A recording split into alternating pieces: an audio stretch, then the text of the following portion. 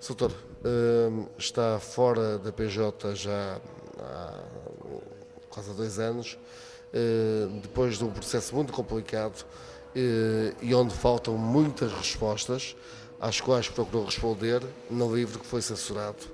Esta mordaça inglesa não é também de alguma forma uma mordaça da liberdade de expressão em Portugal?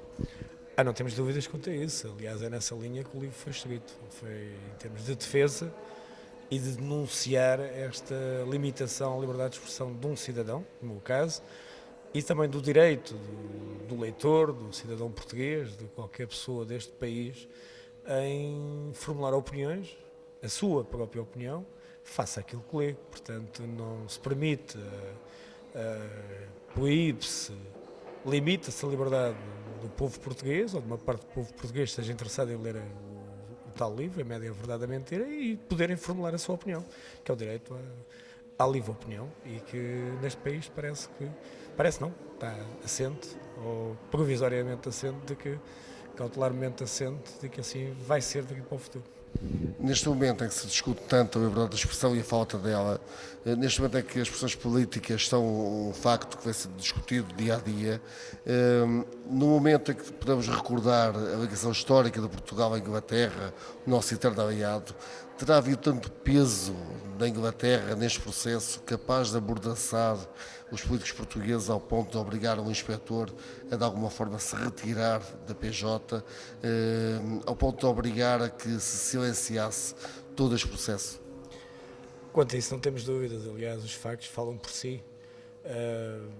Um funcionário público como eu, que era coordenador da Polícia Judiciária, é algo que se pode, para alguns políticos, tirar fora e evitar algum drama diplomático, algum incidente diplomático, e portanto andamos sempre por aí tentar resolver, como agora estão a fazer, quer dizer, agora há um ataque direto à Polícia Judiciária, outra vez, sobre este caso, um ataque a um funcionário da Polícia Judiciária. A Polícia Judiciária não sai a sua defesa, nem o Ministro da Justiça, portanto, não o disse ali, mas digo aqui, é uma vergonha.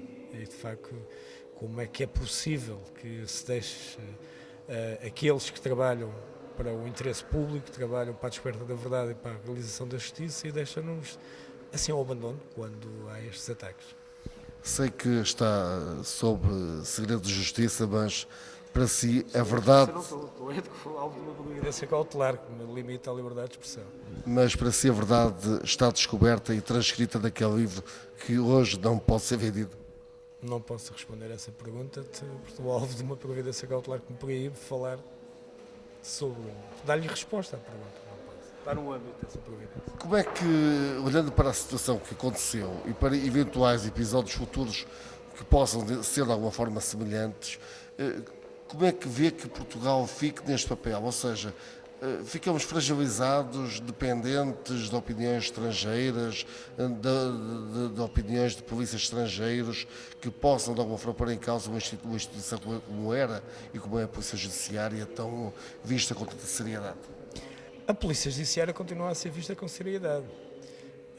As opiniões ou as forças contrárias à descoberta da verdade material tiveram, neste caso, e irão ter noutros, ou se calhar já tiveram noutros, uma forte influência ao ponto de pôr em causa o próprio sistema de justiça. O que está a acontecer é as fragilidades, como dizia um amigo desembargador, me dizia há tempos que isto no fundo é a fragilidade da própria democracia, é o que está em causa. Portanto, nós temos que viver, não vivemos sozinhos, o país não está isolado, está na União Europeia, tem os seus aliados, tem os seus acordos internacionais e tem sido a sua diplomacia internacional, e há alguma coisa que terá que ficar para trás, parece que neste caso é a justiça. Sente-se descartado? Descartado, não. Eu tomei a opção de sair da Polícia Judiciária por vontade própria para readquirir a plenitude da minha liberdade de expressão, coisa que agora está outra vez posta em causa. Portanto, foi uma opção minha, uma decisão minha. E tenho a certeza que se tivesse continuado na polícia, tinha ascendido muito mais do que apenas um mero coordenador de secções.